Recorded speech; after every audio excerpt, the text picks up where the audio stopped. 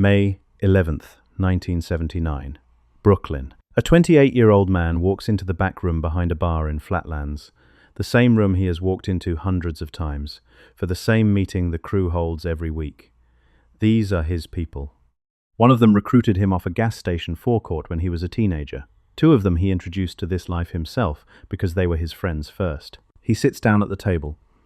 There is a brown paper bag sitting on it. The man who has been the closest thing he has to a father reaches into that bag, takes out a pistol, and shoots him in the head. And here's the part that tells you what kind of room this was. It doesn't kill him. He goes down, and then he starts getting back up. And he makes it as far as one knee before another man at that table stands and shoots him 4 more times. His name was Harvey Rosenberg, but nobody called him that. He'd spent years getting people to call him Chris DeMeo instead, after the man who just shot him. Before we get into it, drop a comment and let me know where you're watching from. These stories travel a lot further than you'd think, and I like knowing who's out there.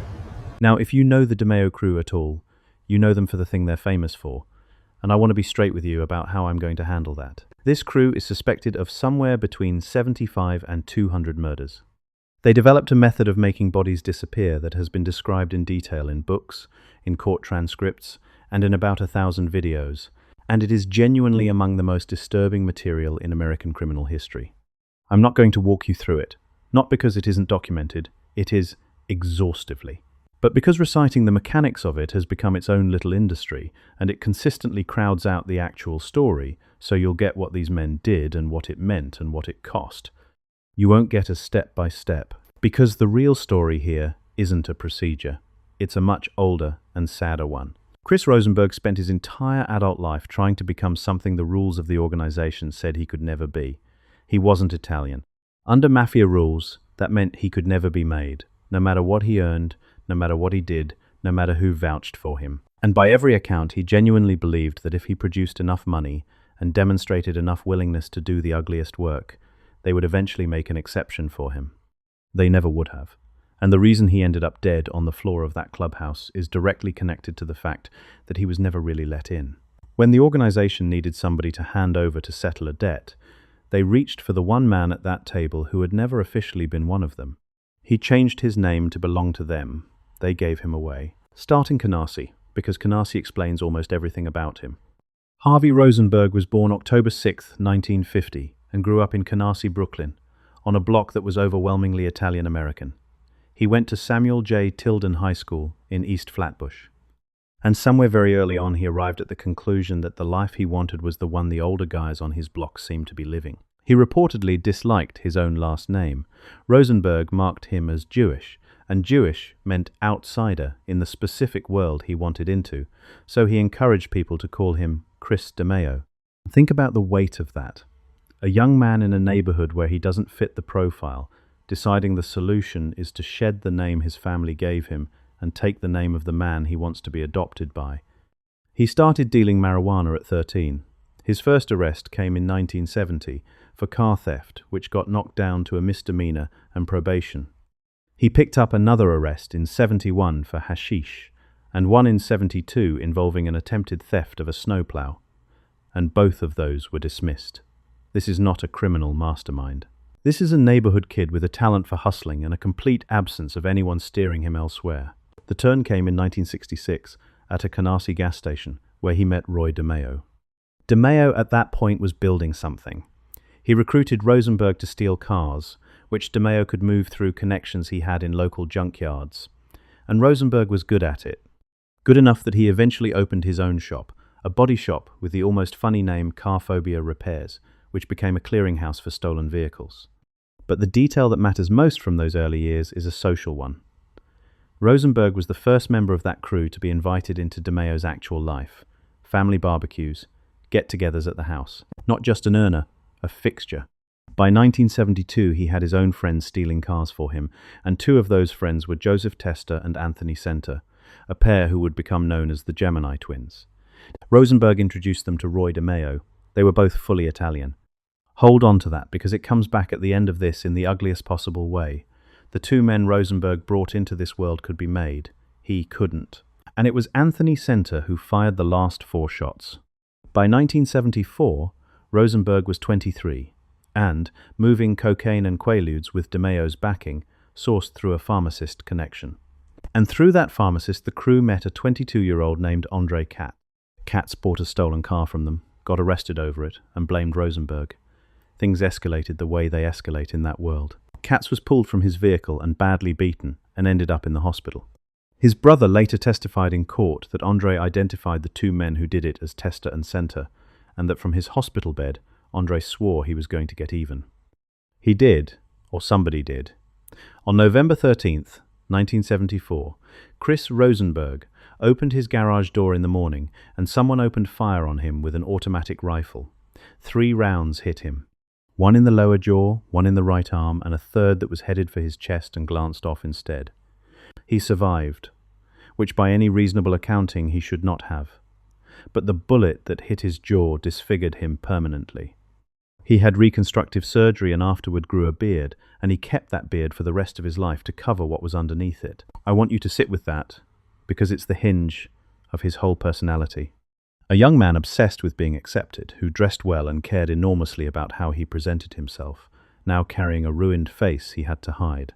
The crew assumed Katz was behind it.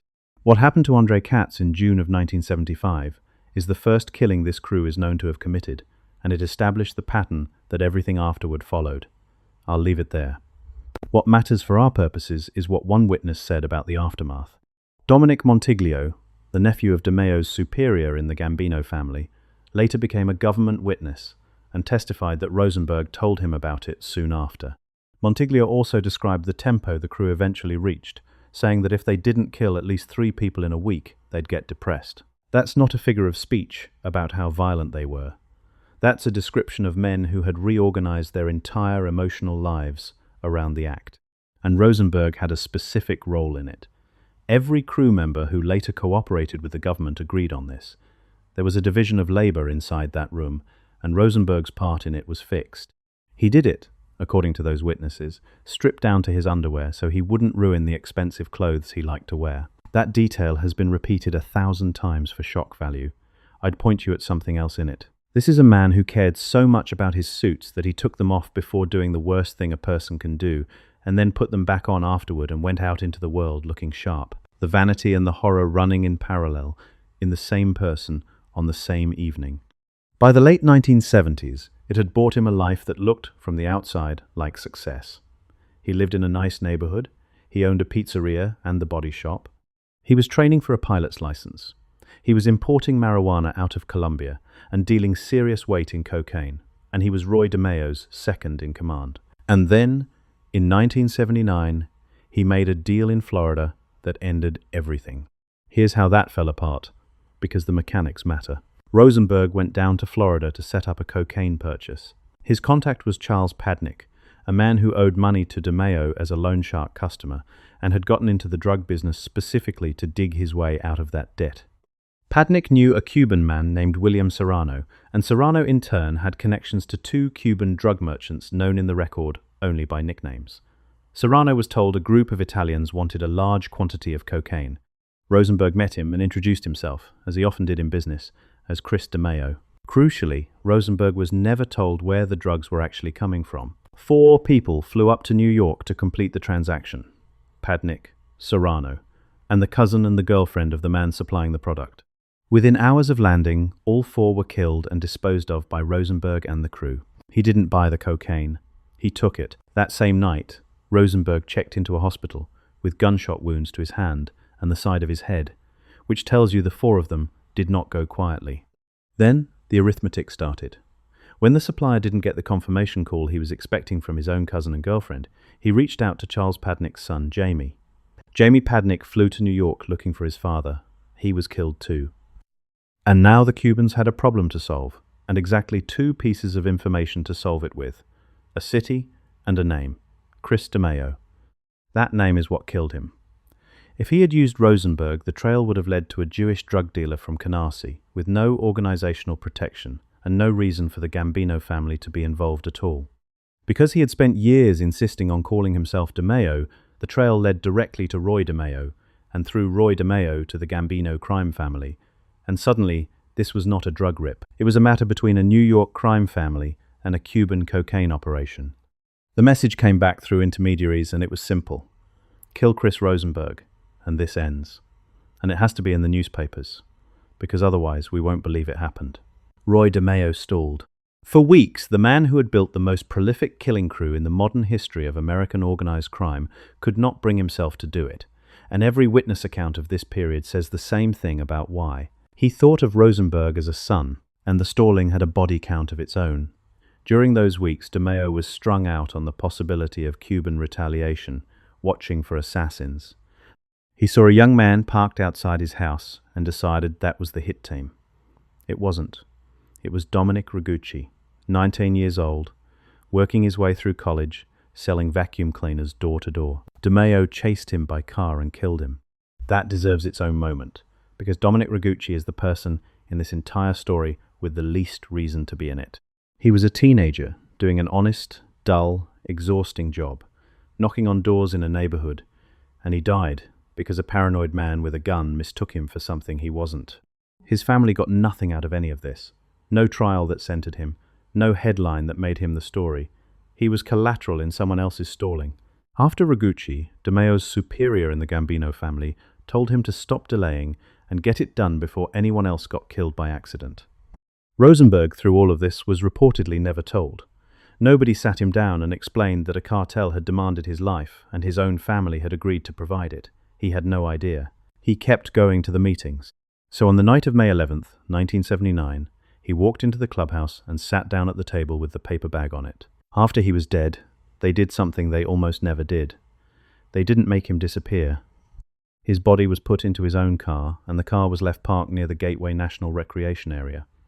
And then 2 crew members drove past and raked the vehicle with machine gun fire, specifically so the scene would be dramatic enough to make the newspapers. Understand what that means. Every other victim of this crew was erased, because erasure was the entire point of their method. Rosenberg was the exception, and he was the exception because his corpse had a job to do.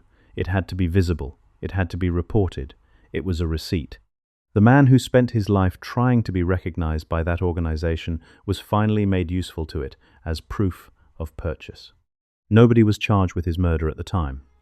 The case only came apart years later, when crew members began cooperating and a 1984 indictment swept up what was left of the crew. At trial, testimony from Dominic Montiglio and another cooperating witness tied the surviving members to Rosenberg's killing. In 1989, Joseph Tester and Anthony Center, the 2 friends Rosenberg had personally introduced to Roy DeMeo, were convicted and sentenced to life in prison. Witnesses said DeMeo expressed real regret about Rosenberg for years afterward. I'd take that seriously, and I'd also point out what it's worth. He grieved a man he chose to shoot, over a situation he could have refused, and he killed a 19-year-old stranger in the process of working up the nerve. So what is this actually about? It's about the difference between being useful to an organization and being part of one. Chris Rosenberg gave that crew everything. He gave them his labor, his drug business, his friends, the worst of himself, and eventually his name. He wanted in so badly that he stopped using the name his own parents gave him. And the whole time, the rule that kept him out was never under review. There was no version of that story where they made an exception. He was working toward a door that did not exist. And when the bill came due, that was precisely what made him the obvious choice. You don't hand over a made man to settle a debt with an outside organization. You hand over the guy who was never really in. His outsider status was the thing he spent 15 years trying to overcome, and it was the thing that decided he would be the one to die. The last irony is the smallest and the sharpest. The only reason the Cubans ever found their way to that table in the first place was that Chris Rosenberg had introduced himself using a name that wasn't his. He borrowed the name to sound like he belonged. It pointed a cartel straight at the family, and the family paid the debt with the man who borrowed it. If you want more of the real history behind the headlines, subscribe. We put out a new investigation every week, and drop a comment below. Roy DeMeo called Chris Rosenberg a son and then shot him at a table over a debt he could have negotiated. Was that a man with no choice, or a man who always had one and made it?